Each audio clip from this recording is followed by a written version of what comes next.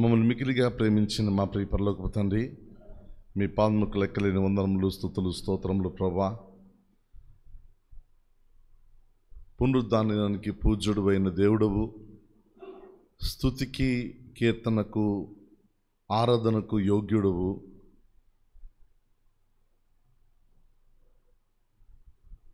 సమస్తమును నోటి మాట చేత సృజించి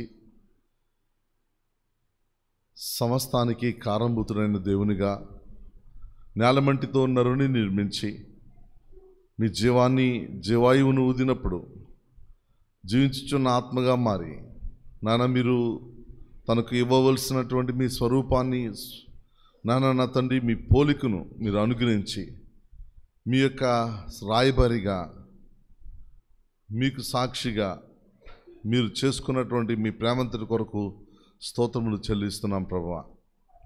నాయన నా తండ్రి, అవిధేయత ద్వారా మానవుని జీవితంలో ప్రవేశించినటువంటి పాపము నాయన నా తండ్రి వేల సంవత్సరాల కొలది అది కొనసాగుతూ నాయన మానవ జాతి అంతటిని నాశనానికి తీసుకువెళ్ళినటువంటి పరిస్థితుల్లో మీ యొక్క కృప చొప్పున మీ జయం కలిగినటువంటి మీ యొక్క సన్నిధికి మానవుడు ఎటువంటి పరిస్థితుల్లోనూ యోగ్యుడు కాడని ఎంచి ప్రియమైన కుమారుడు మా రక్షకుడైన యేసుక్రీస్తు ప్రభువాని యుక్తకాలం ముందు పంపించి శిలువరానుపై మా అందరి నిమిత్తమై ప్రభువా నా తండ్రి వెల చెల్లించి మరణించి పాతి పెట్టబడి తిరిగి లేచి నేను ఆయనతో కూడా మమ్ములను తిరిగి లేపినందుకు స్తుతులు స్తోత్రాలు చెల్లిస్తున్నాం ప్రభువా.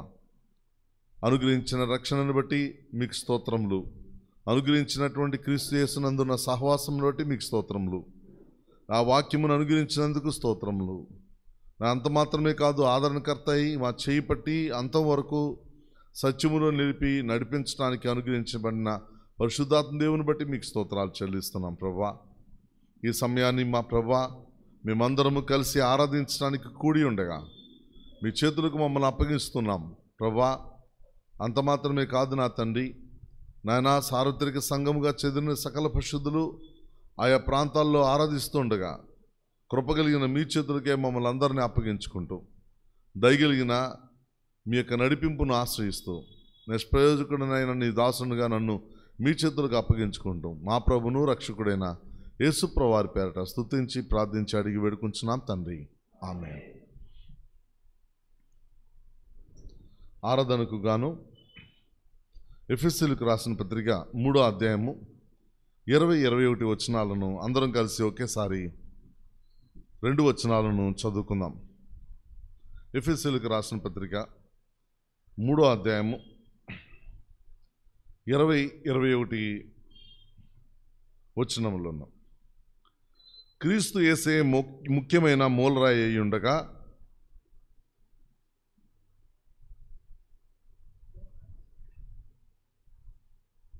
అందరం కలిసి చదువుదాం. క్షమించండి. మనలో కార్యసాధకమైన తన శక్తి చొప్పున మనము అడుగు వాటన్నిటికంటేను ఊహించు వాటన్నిటికంటేను అత్యధికముగా చేయే శక్తి గల దేవునికి క్రీస్తు యేసు మూలముగా సంఘములో తరతరములు సదాకాలము మహిమ కలుగునుగాక. ఆమేన్.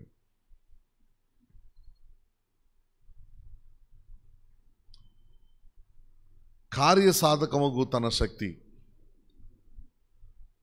వండర్ వర్కింగ్ పవర్, ఇది మనకు ఎంతో శ్రేష్టమైనటువంటి మంచి మాట. యేసుక్రీస్తు ప్రభువుని గూర్చి వివరణ ఇస్తూ పౌలు గారు మాట్లాడినటువంటి మాటలు చాలా అర్థవంతంగాను లోతైన భావాలతో ప్రభు ఏమై ఉన్నారో, ఆయన సంఘం పట్ల ఆయన చేస్తున్నటువంటి కార్యములు ఎటువంటివో చక్కగా వర్ణించినటువంటి మాటలు మనం ఆయన పత్రికల్లో మనం చూడొచ్చు. ఇక్కడ మనము కార్యసాధకమైన తన శక్తి మనలో ఆయన అనుగ్రహించాడు. మనలో తన కార్యాన్ని చేయగలగటం, చోదకుడు అని అనుకంటే డ్రైవర్ అని అంటమాట. డ్రైవింగ్ చేసేవాడిని తెలుగులో చోదకుడు అంటాం. డ్రైవింగ్ ఫోర్స్ అంటే చోదక శక్తి. మనం నడిపించేటటువంటి సాధకమైనటువంటి తన శక్తితో మనలను ఏ విధంగా ఆయన నింపుతున్నాడు అనంటే అడుగు వాటికంటేను ఊహించు వాటన్నిటికంటేను అత్యధికంగా చేయగల శక్తిని మనకు దేవుడు అనుగ్రహించాడు. దీన్ని ఓవరాల్గా మనం చెప్పుకోవాలనుకుంటే సామర్థ్యాన్ని కలుగు చేస్తున్నాడని అర్థం.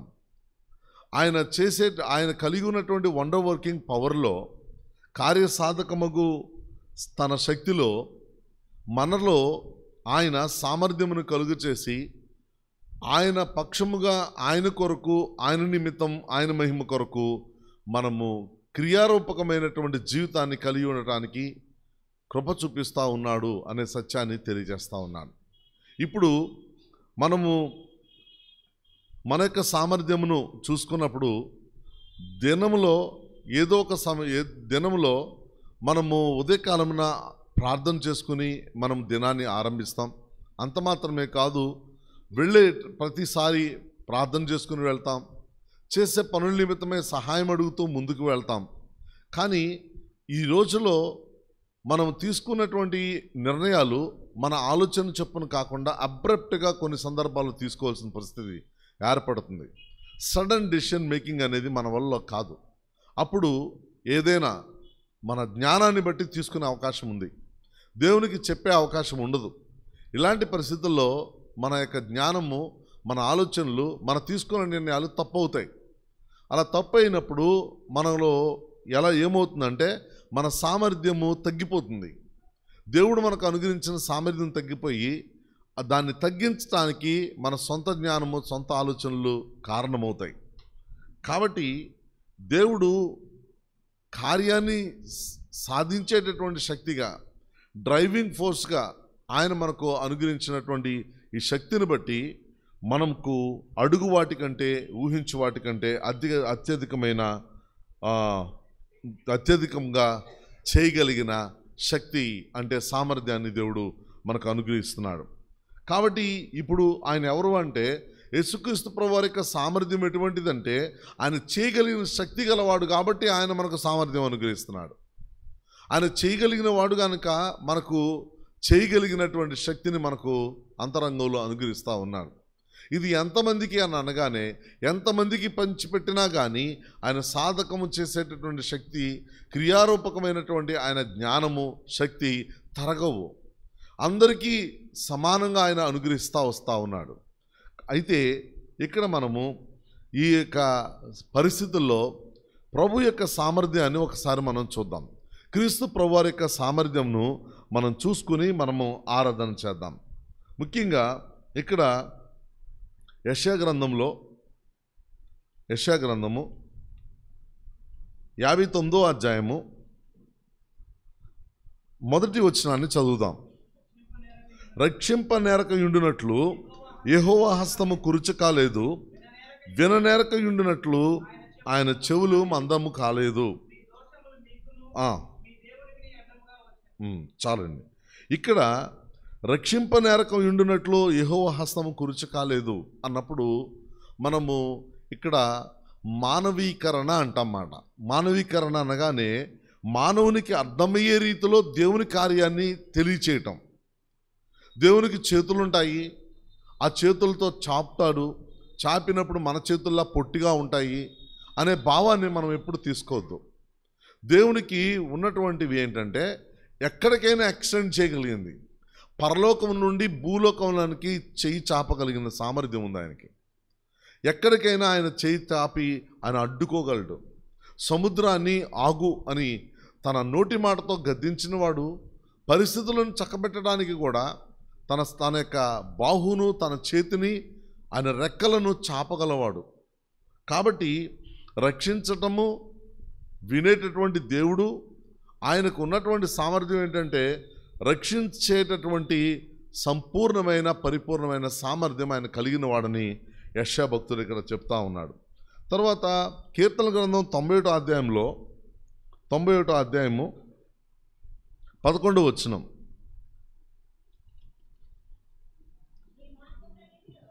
నీ మార్గములన్నిటిలో నిన్ను కాపాడుటకు ఆయన నిన్ను గూర్చి తన దూతలకు ఆజ్ఞాపించును.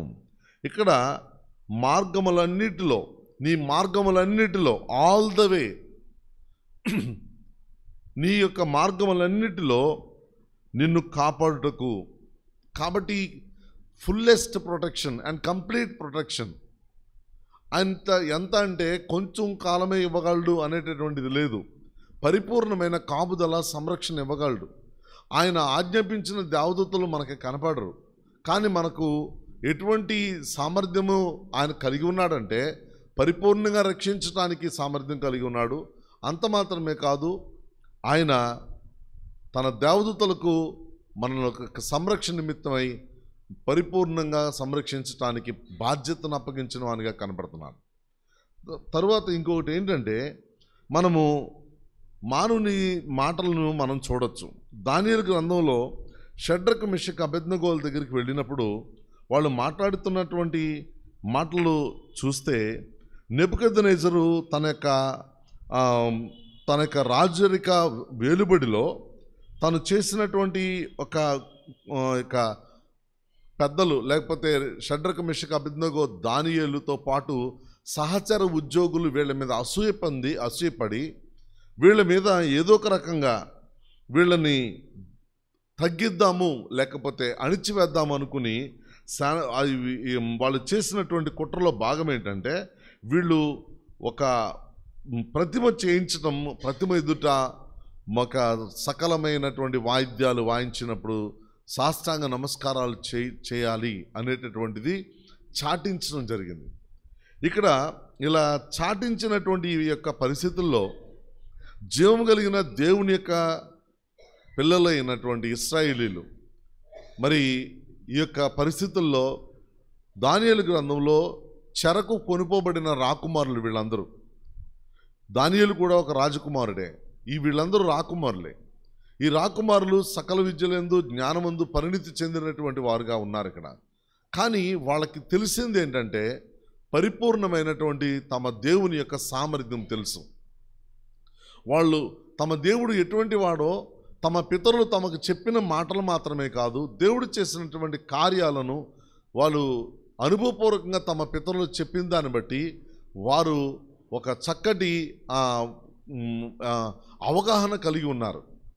దేవుడు ఎటువంటి వాడు, దేవుడు ఎలాంటి వాడు, ఏ పరిస్థితుల్లో ఎలా ఆయన ముందుకు వస్తాడు, యుద్ధం ఎలా చేస్తాడు, ఆయన బాహు ఎలా చాపుతాడు, చేతులు ఎలా చాపుతాడు, తగిన కాలమందు, యుక్త కాలమందు తన యొక్క శక్తిని ఎలా చూపిస్తాడు అనేది ఎప్పటి నుండో చేస్తున్న కార్యాలన్నిటినీ కూడా వీరికి తెలుసు.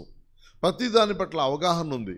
కాబట్టి ఇప్పుడు మాట్లాడుతున్న మాట ఏంటంటే, జీవము గల దేవునికి ఆరాధించేటటువంటి ఆరాధకులైనటువంటి వీళ్ళు ఇంకొక ప్రతిమకు మొక్కమని చెప్పేటప్పటికీ ఎట్టి పరిస్థితులను వారి జీవితంలో దీనికి అంగీకార యోగ్యంగా లేదు. వెంటనే ద రిజెక్టెడ్, ఇంకా చెప్పాలి అంటే తిరస్కరించారు, తృణీకరించారు ఆరాధించడానికి. దేవుణ్ణి తప్ప ఇంకెవరిని ఆరాధించమనేటటువంటిది వాళ్ళ యొక్క అంతరంగంలో స్థిరపడిన ఒక చక్కటి అభిప్రాయం. వారు అంతకు మించి మేము ముందుకు వెళ్ళము అనేది వారి యొక్క ఆలోచన విధానం. కాబట్టి ఇక్కడ మొక్కమని అనగానే వేడి చేస్తారు. అగ్నిగుండాన్ని బాగా వేడి చేసినప్పుడు వాళ్ళు చెప్తున్న మాట ఏంటంటే, మాకు చింత లేదు, నీకు ప్రత్యుత్తరం ఇవ్వవలననే చింత మాకు లేదు. We are not at all worrying about the things which is going to happen. జరగబోయే వాటి పట్ల మాకు ఎంత కూడా మాకు చింత లేదు. Never bothered about the things. మేము ఎటువంటి పరిస్థితుల్లో మేము ఆలోచించాం. ఒకటి కలవరం లేదు, ఆందోళన లేదు, భయం లేదు. ఎందుకంటే మమ్మల్ని తప్పించి రక్షించుటకు సమర్థుడైన దేవుణ్ణి మేము కలిగి ఉన్నాము. తప్పించి రక్షించగలిగిన సమర్థుడైన దేవుణ్ణి మేము కలిగి ఉన్నాము. ఆయన సామర్థ్యం ఎటువంటిదంటే ఏదైనా చేయగలడు. ఆయన ఏదైనా చేయగలడు. ఒకవేళ అలా రక్షించకపోయినను మేము మొక్కం. రక్షింపకపోయినను మొక్కమని అనగానే భూమి మీద ఈ శరీరం కాలిపోద్ది, ఆత్మ దేవుని దగ్గరికి వెళ్ళిపోతుంది, మేము దేవుని దగ్గరే ఉంటాం. రక్షించినా దేవునితో ఉంటాము భూమి మీద. రక్షించకపోయినా మేము దేవునితో, రక్షించకపోయినా మరణించి ప్రభు దగ్గర మేము ఉంటాం. కాబట్టి ఇక్కడ జీవము గల దేవునికి మాకు ఉన్నటువంటి అనుబంధానికి సంబంధించిన ఈ విషయంలో మేము ఎటువంటి పరిస్థితులను మేము కాంప్రమైజ్ అయ్యేది లేదు, మేము తొడికిసలాడేది లేదు. సమర్థుడైన దేవుణ్ణి మేము కలిగి ఉన్నాం. ఆయన సామర్థ్యము మాకు చూపించాడు. మాకు అబ్రహాము, ఇస్సాకు, యాకోబుల దేవుడు ఆయన. ఆయన ఎటువంటి రీతిలో గద్ద రెక్కల మీద మోసినట్టు ఆయన ఎలా మోసుకుంటా తీసుకుని వచ్చాడో, ఆకాశమందు ఆయన తప్ప ఇంకెవ్వరు మాకు లేరు. అంత మాత్రమే కాదు, ఆరిన నేలను నడిపించాడు, నైలు నదిని కూడా ఎండిపోజేశాడు, ఇంకా మన్నాను కురిపించాడు, మాకు జలాలను, మధురమైన జలాలను మాకు అనుగ్రహించాడు. మా జీవితాలలో ఇటువంటి దేవుడు ఇంకెవ్వరూ లేరు. ఆయన మాతో ఉండగా ఉన్న ఆనంద సంతోషాలు మరణించిన తర్వాత కూడా మాకు బహుగా అందబోతున్నాయి మాకు. కాబట్టి నువ్వు తుచ్చమైన ఈ ప్రతిమకు, మ్యాన్మేడ్ ఈ యొక్క ఐడోల్స్కి మేము మొక్కాల్సిన అవసరం ఏమాత్రం లేదని వాళ్ళు ప్రకటించడం జరిగింది. అందుకని ఇక్కడ ఏమంటాడు చివరికి నెబుకద్నెజరు కూడా దీని విషయమే అంటాడు, షడ్రకు, మెషకు, అబేద్నెగోయను వీరి దేవుడు పూజార్హుడు. అంటే the God of Abraham and Isaac and Jacob అని మాత్రమే కాదు, the God of Shadrach, Meshach, Abednego. ఇప్పుడు ఏమయ్యాడు అని అంటే అందరి దేవుడు అయ్యాడు. ఆయన సామర్థ్యం కలిగినటువంటి దేవుడిగా ఎలా పిలువబడుతున్నాడు చూసారా? నెబుకద్నెజరు పిలుస్తున్నాడు, ఈ యొక్క షడ్రక్, మెషక్, అబేద్నెగోయను వీరి దేవుడు అని అంటున్నాడు అన్నమాట. సో కాబట్టి ఇలాంటి పరిస్థితుల్లో ఈ దేవుడు పూజార్హుడు, దూతనంపి తను ఆశ్రయించిన దాసులను రక్షించాడు. సమర్థుడైన దేవుడు, సామర్థ్యం గలటువంటి వాడు. కాబట్టి ఈయన సామాన్యమైన వాడు కాడు. ఈయన ఇది అంగీకరించినా అంగీకరించకపోయినా, మన కళ్ళెదురుగుండగా అద్భుతాలు జరిగినా జరగకపోయినా, ఈ రోజున ప్రాస్పరిటీ గాస్పెల్ అంటూ ఇంకా అప్పుల బాధలు పోవటము, తర్వాత కోర్టు బాధలు పోవటం, ముఖ్యంగా ఈ యొక్క రోగాలు, జబ్బులు కుదుర్చబడటం, వీటి మీద దృష్టి పెట్టినటువంటి వారి జీవితాల్లో బాహ్యరూపకమైన వాటి కొరకై వస్తూ అంతరంగ శుద్ధి పొందకుండా ఎంతమంది మరలా తిరిగి ఆశ్రయించి సేవకుల్ని ఆశ్రయించి వాళ్ళు మభ్యపెట్టిన మాటలను నమ్మి వాళ్ళు చివరికి పొందక వాళ్ళు జనాల్లో కలిసిపోయారు. వాళ్ళు మళ్ళా దేవుని దగ్గరికి తిరిగి రాకుండా అలా వాళ్ళు గాలిలో కలిసిపోయినటువంటి వారిగా కనపడతా ఉన్నారు. అంతరంగ శుద్ధి మన జీవితాల్లో చేసిన గొప్ప కార్యము. ఆ పాత నిబంధన గ్రంథంలో దేవుడైనా, కొత్త నిబంధన గ్రంథంలో క్రీస్తు ప్రభువారైనా ఆయన చేసిన కార్యాలన్నిటి యొక్క మూల ఉద్దేశం ఒక వ్యక్తి మారు మనసు పొంది రక్షించబడాలి, ఆయన దగ్గర అందరూ చేర్చబడాలి, మరణాంతరము నిత్య జీవంలో ప్రభుతో పాలుభాగస్తులు అవ్వాలి. ఇది దేవుని యొక్క ప్రణాళిక, దేవుని యొక్క ఉద్దేశం. కాబట్టి ఇప్పుడు నాకు ఏ స్వస్థత కావాలి, ఎలాంటివి కావాలి?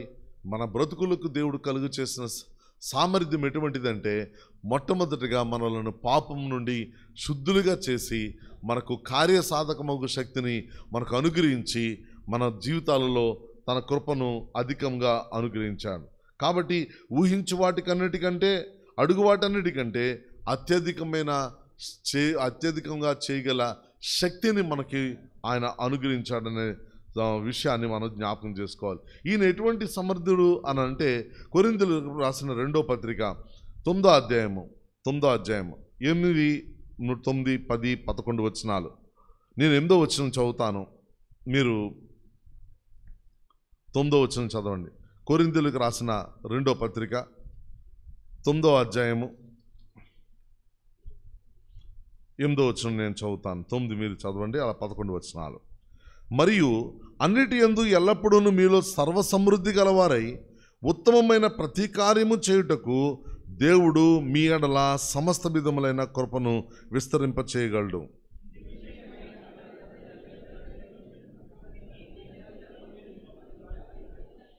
విత్తువానికి విత్తనమును, తినుటకు ఆహారమును దయచేయు దేవుడు మీకు విత్తనము దయచేసి విస్తరింపచేసి మీరు ప్రతి విషయంలో పూర్ణౌదార్య భాగ్యము గలవారుగునట్లు మీ నీతి ఫలములు వృద్ధి పొందించును.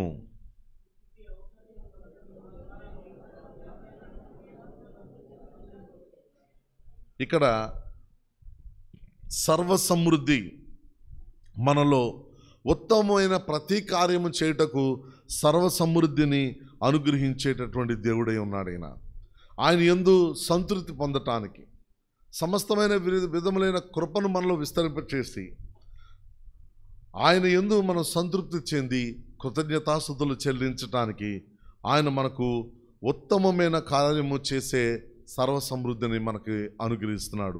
ఇది మరొక విషయంగా మనం అర్థం చేసుకుందాం. అలాగే కొరింథీయులకు రాసిన మొదటి పత్రిక 10వ అధ్యాయం 13వ వచనాన్ని కూడా అందరం కలిసి ఒకేసారి చదువుకుందాం. సాధారణముగా మనుషులకు కలుగు శోధన తప్ప, దయచేసి అందరూ చదవాలండి. మళ్ళీ ఇంకోసారి. సాధారణంగా మనుషులకు కలుగు శోధన తప్ప మరి ఏదియూ మీకు సంభవింపలేదు. దేవుడు నమ్మదగినవాడు. మీరు సహింపగలిగినంత కంటే ఎక్కువగా ఆయన మిమ్మల్ని శోధింపబడనీయుడు. అంతేకాదు, సహింపగలుగుటకు ఆయన శోధనతో కూడా తప్పించుకొని మార్గమును కలుగ చేయను. ఇక్కడ ఇక్కడ ఈ యొక్క వచనము మనల్ని ఎంత బలపరుస్తుందంటే, శక్తివంతులుగా చేస్తుందంటే, మనలో ఒక ధైర్యాన్ని కలుగు చేస్తుంది. ఎందుకనంటే శోధన వద్ద ఒక రకమైన జల్దరింపు, బయట నుండి వచ్చేటటువంటిదైనా అంతరంగానికి సంబంధించిదైనా వెంటనే చెయ్యాలి చేయకూడదనే మీమాంస, దాంట్లో పడిపోతామేమని ఒక రకమైన కంగారు, వీటన్నిటి వద్ద మనము ప్రభు వైపు చూడటానికి ఈ వచనం మనకి సహాయపడుతుంది. ఏంటనంటే మనం శోధింపబడినప్పుడు విజయాన్ని అనుగ్రహించగలిగిన సమర్థుడు అని ఈ వచనం ద్వారా మనం తెలుసుకోవచ్చు. ఎందుకంటే ఆయన విజయం సాధించాడు కాబట్టి మనలను కూడా జయించేవారిగా ఆయన చేస్తూ ఉన్నాడు. ఆయన విజయము పొందాడు. ఆయన శోధన వద్ద ఆయన ఎలాంటి జయాన్ని పొందాడు అనేది మత్తయి సువార్త 4వ అధ్యాయంలో అపవాది చేత అరణ్యమునకు శోధింపబడటానికి కొనుపోబడినప్పుడు అక్కడ మనము 3 రకాలైన శోధనలు అపవాది ద్వారా పొందటం అనేది చూస్తాం. ఆయన బలహీనుడిగా ఉన్నప్పుడు 40 రోజులు ఆహారం తీసుకోకుండా ఉండి భౌతికంగా నీరసమైపోయిన పరిస్థితుల్లో అలసట వద్ద అవకాశంగా తీసుకున్న అపవాది దేవుని కుమారుడైన రక్షకుడైన ప్రభువునే శోధించినప్పుడు ఆయన ఎలా ఎదుర్కొన్నాడు అని అన్నప్పుడు ఆయన దేవునిగా ఎదుర్కోవటం కాదు, దేవుని వాక్యం ద్వారా ఎదుర్కొన్నాడు ఆయన. అలాంటి పరిస్థితి వద్ద మనకు ఏమనంటే మనలాగే శోధింపబడ్డాడు ఆయన, మనలాగే ఆయన కూడా శ్రమపడ్డాడు కనుక మనకు సహాయుడై ఉన్నాడు అనే విషయం దగ్గర ఇక్కడ పౌలు గారు చక్కగా ఇక్కడ మనకు తెలియచేస్తూ ఉన్నాడు. మనుషులకు కలిగే సాధారణమైన శోధన తప్ప ఇంకేది కూడా మనకు సంభవింపలేదు. అంత మాత్రమే కాదు, ఆయన నమ్మదగినవాడు, సహింపగలిగినంతటి కంటే ఆయన ఎక్కువగా మిమ్మల్ని శోధింపబడనీయడు. కాబట్టి శోధింపబడినప్పుడు విజయం అనుగ్రహించేటటువంటి దేవుడు ఎంతటి సమర్థుడైన దేవుడో, సామర్థ్యం కలిగిన వాడో మనం ఆయనను ఆరాధన చేయొచ్చు. అలాగే ఇంకొక మాటను కూడా మనం చూసుకుందాం. యూదాపత్రిక 24-25 వచనాలను, యూదాపత్రిక ప్రకటనకు ముందున్నటువంటి పేజీ. తొట్టిల్లకుండా మిమ్మును కాపాడుటకును తన మహిమ ఎదుట ఆనందముతో మిమ్మును నిర్దోషులుగా నిలవబెట్టుటకును శక్తిగల మన రక్షకుడైన అద్వితీయ దేవునికి మన ప్రభు అయిన యేసుక్రీస్తు ద్వారా మహిమయు మహాత్యమును ఆధిపత్యమును అధికారమును యుగములకు పూర్వమును ఇప్పుడును సర్వయుగములకును కలుగునుగాక. ఆయన కీడు నుండి కాపాడటంలో ఆయన సమర్థుడైన దేవుడు మాత్రమే కాదు, ముఖ్యంగా తొట్టిల్లకుండా కాపాడేటటువంటి వాడు. మనము నా పాదములు జారినని నేను అనుకోనగా అని కీర్తనకారుడు అంటాడు.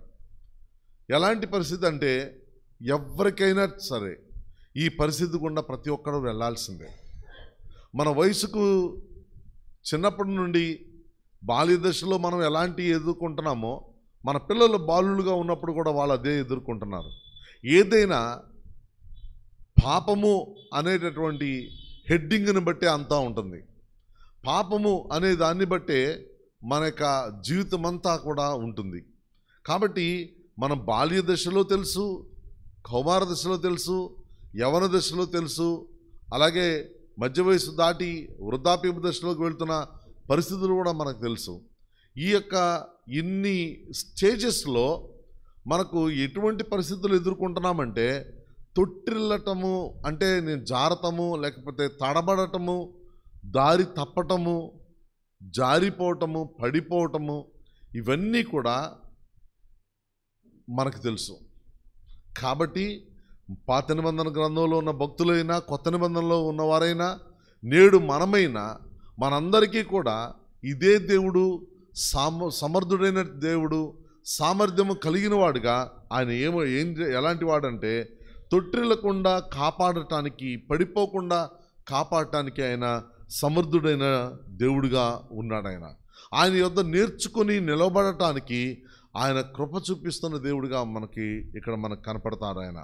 కాబట్టి మన జీవితాలలో క్రూషియల్ స్టేజెస్లో ప్రభువు ఎలా మనకు తన సామర్థ్యాన్ని చూపించి మనలను చేయి పట్టి లేవనెత్తుతాడో, తప్పిస్తాడో, బలపరుస్తాడో, ఆదరిస్తాడో, ఈ యొక్క జారిపోకుండా బలాభివృద్ధి కలుగు చేస్తాడో, ఇవన్నీ విషయాలను మనం చూసినప్పుడు మనము ఈయన సమర్థుడైన దేవుడని మనం ఆరాధించకుండా ఉండలేము.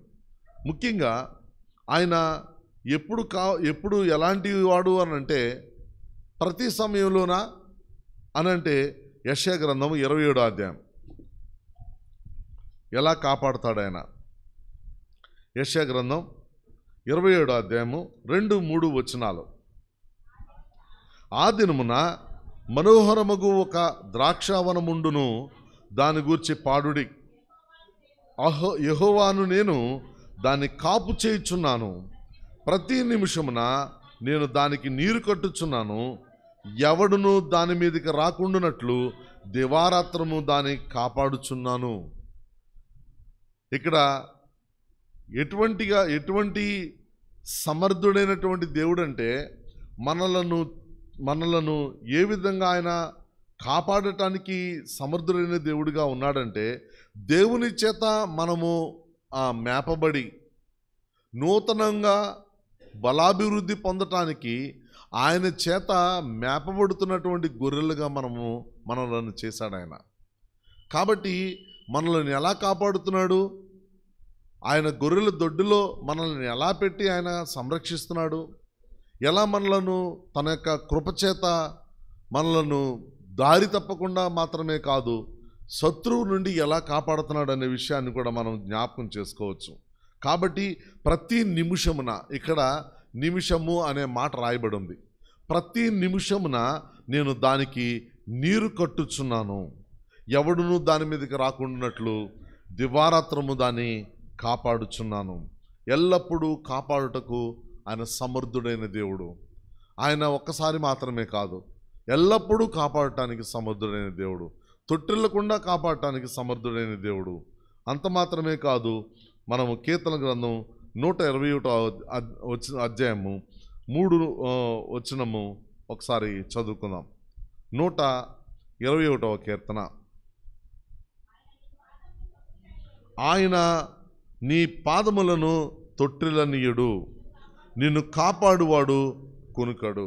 ఇశ్రాయేలును కాపాడువాడు కునుకడు, నిద్రపోడు. యెహోవాయే నిన్ను కాపాడువాడు. నీ కుడి ప్రక్కను యెహోవా నీకు నీడగా ఉండును. పగలు ఎండ దెబ్బ అయినను నీకు తగులదు, రాత్రి వెన్నెల దెబ్బ ఏదను నీకు తగులదు. ఏ అపాయం రాకుండా యెహోవా నిన్ను కాపాడును. ఆయన నీ ప్రాణమును కాపాడును. ఇది మొదలుకొని నిరంతరము నీ రాకపోకల యందు యెహోవా నిన్ను కాపాడును. ఆయన ఎటువంటి వాడు అనే మాట చూసినప్పుడు, కీడులో నుండి కాపాడుటకు, కీడును తప్పించి అందులో నుంచి బయటికి తీసుకురాగలిగినటువంటి, కాపాడగలిగిన సమర్థుడైనటువంటి దేవుడు మాత్రమే కాదు, ఆయన మన పాదములను తొట్టిల్లకుండా ఆయన కాపాడేటటువంటి దేవుడిగా ఉన్నాడు. అయితే ఇక్కడ కంప్లీట్ ప్రొటెక్షన్ అనేది మనం ఇక్కడ చూస్తాం. మనము ప్రపంచంలో ఇంత పరిపూర్ణంగా, సంపూర్ణంగా సంఘమును ఆయన పరిరక్షించి, మరి ఎఫెసీయులకు రాసిన పత్రిక 5వ అధ్యాయంలో సంఘమును గురించి ఎలా పరిరక్షిస్తున్నాడో, ఎవ్రీ ఇండివిజువల్ని కూడా అలాగే పరిరక్షిస్తున్నాడు ఆయన. సహవాసమునకు చేర్చబడిన ప్రతి ఒక్క విశ్వాసిని, క్రీస్తు రక్తములో కడగబడిన ప్రతి ఒక్కరిని, ప్రభువు ఎవరినైతే తన కుమారులుగా చేర్చుకున్నారో